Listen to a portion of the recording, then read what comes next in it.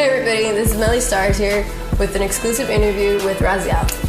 How y'all doing? How you doing? I'm good. How are you? I'm good, thank God.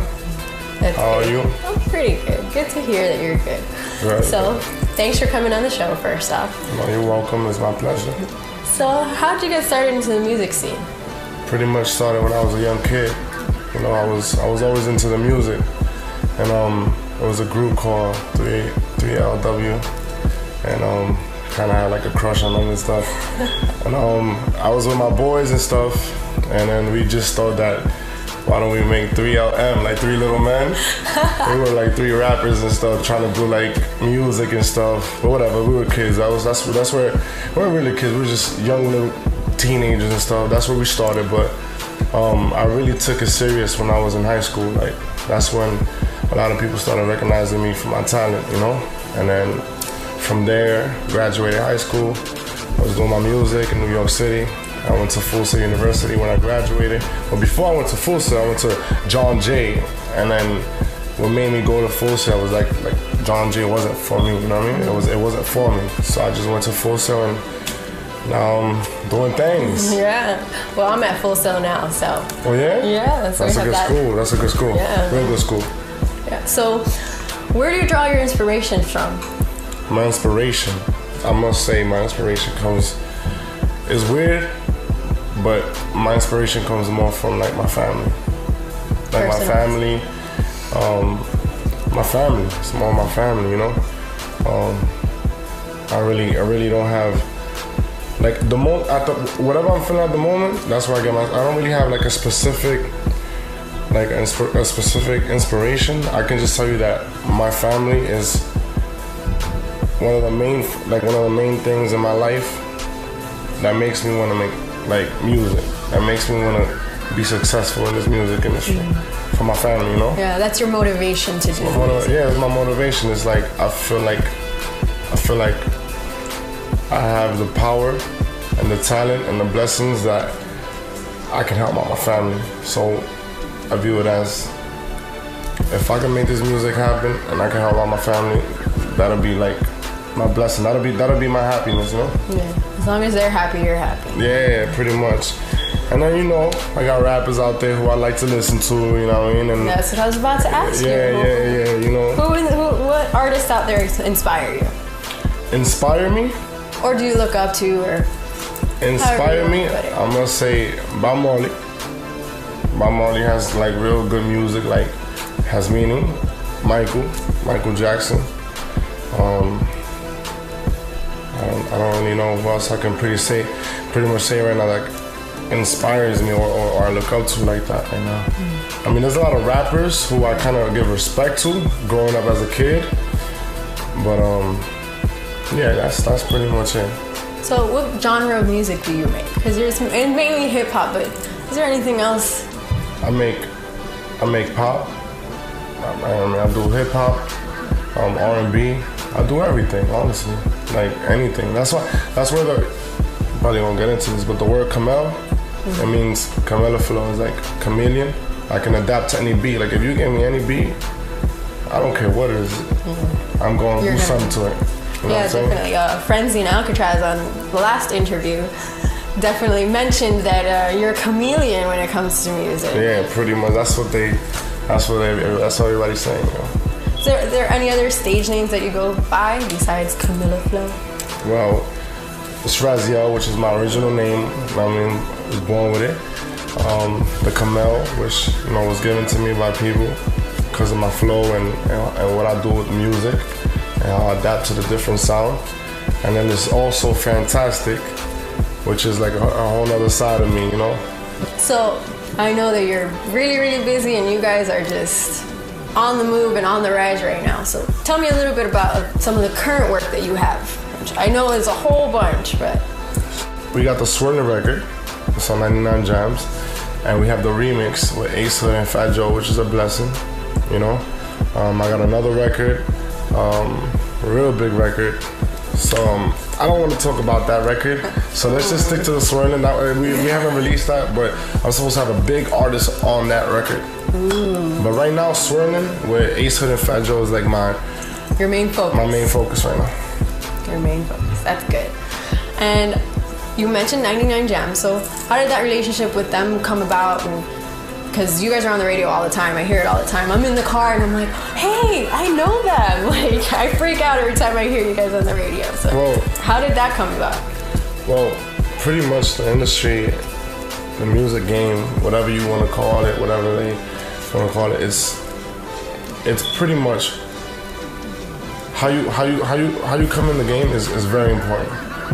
Like DJs, they don't want you to approach them on some, here's my record, play it, and you don't know them, like, or just go to any random person, like, here's my song, like, play it, like, there's a certain way to approach a situation for you to, like, it took me a long time to get there, and of course, I'm happy and I'm blessed that I did it that way, but pretty much after I was done with school, I did an internship. After I did my internship, I got a real job, 99 Jams, so I went from internship at Power 95.3 in Orlando, and then I went to 99 Jams and I got a job there. And when I got my job there, I built my relationship, So everybody in the radio station pretty much knew who I was and what I did, and they supported me and they helped me out when I was ready. Like, I worked in 99 Jams and my song wasn't on the radio. I was working in 99 Jams for probably like almost a year straight, and my song wasn't on the radio because my music at the moment wasn't ready, but they support me, Yeah. So now that the music was good and the relationship was there, we're blessed to, have the opportunity to be on the radio right now. Definitely. So it's all about that networking and those building relationships and. Yeah, because when I was in the radio station, they were like, we're not just gonna put your song on the radio. Like, we're gonna help you, we're gonna support you, we're gonna help you, we're gonna guide you the right way, we're gonna help you build up a fan base, and when we see that you have a potential fan base and people, we're gonna help you out and put you on the radio. So that's what happened. Shouts out to DJ Tights, like, he's one of the main supporters from the station that actually opened the doors for me. That's a real big blessing right there. It really is. Thank God. Recently, well, not recently, but the Swirling video has been featured on MTV Jams. That's major there too. How did that happen, and how did you feel when you saw it on MTV Jams? I felt great when I saw it. How did it happen? I don't know. I got a phone call. Raz, turn on the TV. What's going on? It was like 3 or 4 in the morning. Somebody called me from New York. He's like, turn on the TV. And it was on TV. I was like, okay. Like, it was like, all right, like, let's go. Like, the song is just picking up. So pretty much just got on there. It was all the hard work we put in, the promotion we did behind the video, the people we got helping us in New York and Miami and Atlanta, all of that combined, it took the video to that level where it can be, showed on MTV. Yeah, because you have a big following in New York. I've seen on your Instagram and everything. That's my family, New York City. That's where I'm from, born and raised, So they support me big time out there. Okay, so another big blessing, I would say, in my opinion, is that I saw a little video that you did with Fat Joe on the Harlem Shake, that little trend that's going around. How did you get connected with Fat Joe, and how did you guys come up to do that video? Well, the connect with Fat Joe, the whole introduction was by this man named Carlito. He has a show called Cut and Scratch on universemiami.com. You guys can check that out. He has a lot of good shows every Thursday. I believe it's from 7 to 8, 7 to 9, I'm not quite sure. I think it's 6 to 9. Something like that. Something like that. But go to www.universemiami.com, and show's called Cut and Scratch. But Carlitos, he's been one of the biggest supporters. And before, Swirling came out, he always had me on his show, and he pretty much gave the introduction to the Fat Joe and Terror Squad family, And then as far as the Harlem Shake, we were in the studio actually cutting the record for Swirling, the remix. So when all that was done, we were all swirling. We were having fun. It was like 4 in the morning. And Fat Joe's son was like, let's do the Harlem Shake. And I'm like, let's do it. And everybody in the studio, Cool and Dre, Fat Joe, Carlito, everybody that was with it, so we just did it. It was a good moment. It was fun. Yeah, it was fun. It was definitely fun. I saw it and I was like, what is going on? I'm like, I didn't even know like they were connected like that. Yeah, it was fun. It was fun. We had a good time. It was like around 4:30 in the morning, so you can imagine what we were swirling. Yeah. So I don't want to touch too much on this subject because this interview is about you, but talk a little bit about Full Pound and how that came to be and where you guys are going in the future. Oh, well, Full Pound Records, that pretty much started on my last year of Full Sail, you know, and when I was in Full Sail, I didn't know what direction I wanted to go. I didn't know if I wanted to be the artist. I didn't know if I wanted to be the manager. I didn't know really what direction I wanted to take, but I knew I wanted to be part of something big. So I thought of names, and I was like, I need a name. So I got Full Pound Records, and it has a lot of meaning, like for different people that are part of the team. So when you think Full Pound, a lot of people in the streets could think drugs. A lot of people who are like close together, I mean, it means full, like together, united, like heavy, we're strong. So it pretty much has a lot of meanings behind it, you know? And as far as what do I see behind Full Pound Records, we're gonna be big. Like right now, we're one of the closest record labels in the industry making it right now. Like if you look up Full Pound Records, like we have a history right now. Yes, definitely. Like we have a history, like we're doing so, like we're actually relevant right now. You know what I'm saying? So to me, that's self-explanatory right there. But as far as where I see myself and Full Pound Records, we're gonna be big. Like we're gonna be up there with those other record labels, and we're gonna be working with those other record labels. You know what I'm saying? You guys are on the way already. Like I'm all about growing.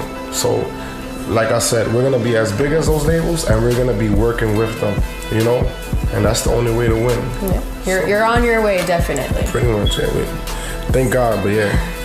So speaking of working with labels and things like that, who would you love to work with in the future? That you're dying label or artist? Doesn't even matter. Whatever, like when you got into the music scene, you're like, no matter what I do in life, I want to work with this person or with this label. Or I'm gonna start with a person. Okay. I want to work with 50. Like I respect 50. I respect his music. I respect his gangster. I respect 50. Period. And I love his music. So 50 is one of the main artists right now I would love to work with. When it comes down to label-wise, like I said before, I would want to work with everybody because everybody's doing good things right now. Like all the labels right now are doing good. Maybach, Young Money, We the Best, Terror Squad, Pope. Everyone is doing great right now. So I would want to work with everybody. Like why not? Yeah. You know what I'm saying? But like an artist, I'd say 50. Nice. So future plans, maybe 5-10 years, or the near future, if you wanted to say. Where do you see yourself? In the near future, in 10 years? In 10 years? Whatever you consider the future. In 10 years, I'll be guiding young kids, like pretty much that are my age. You know, like in 10 years, I'll grab someone who's my age right now, like 25. Like I'll grab a young kid, and I'll grab other couple kids and guide them the right direction and support them and push them and make them become someone so like that when they grow up, you know, they can do the same for others. Like my plans in the future is to pass this down, you know what I'm saying? Yeah. Like I want to pass this knowledge, the talent, the resources, everything else to people who are out there actually working hard for it. Excuse me, I was in the studio all night yesterday cutting up some records, but yeah, I would want to pass this down. So, you know, like I said, I would love to sign new artists in the near future. Like that'll be my plan. I don't want to say I'm going to or not, but I don't think I would want to be rapping in 10 years. I would rather be with my family and helping. You settle down and helping others. Yeah, helping others pretty much, yeah. Nice. So, is there anything you want to say before we go? No, not much. I'm just pretty much thank you for, giving me this opportunity to have an interview with you. No, thank you. Like I said, when I saw it, and when we set it up, I was so excited. I've been nervous for like a week. So yeah, don't worry about it. It's a pleasure. You know what I'm saying? Like, it's a pleasure, and thank you everybody for supporting me. 99 Jams, my family, my friends, everybody who believes in me, everybody who hates on me. It doesn't matter. Like, thank you. You know what I'm saying? Because without y'all, this wouldn't be opportunity given to me. You know? And check out my music on fullpoundrecords.com, YouTube, Full Pound Records. My name is Raziel Chamel. You can follow me on Twitter at The Real Raziel. You know what I'm saying? I want to shout out the whole team, Full Pound Records. I love y'all. And pretty much. I was going to ask you for your contact info, but you pretty much gave it. That's pretty much it. You beat me to the punch on this one. Thank you. And again, anytime you need anything. Same here. Let me know. All right? And pretty much that's it. Cool. Bye, till next time.